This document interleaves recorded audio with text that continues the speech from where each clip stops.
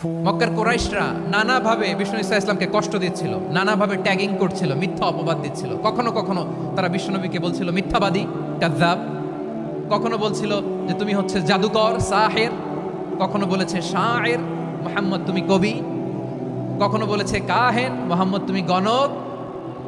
এবং কখনো বলেছে মুহাম্মদ তুমি হচ্ছে মাজনুন, মানে পাগল। আওয়াজ করে সবাই পড়ুন নাউযু বিল্লাহি মিন যালিক।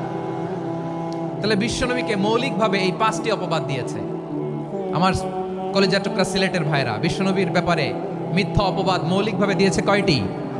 5টি। বলেছে তুমি মিথ্যাবাদী, বলেছে তুমি গণক, তুমি কবি, তুমি পাগল, তুমি জাদুকর।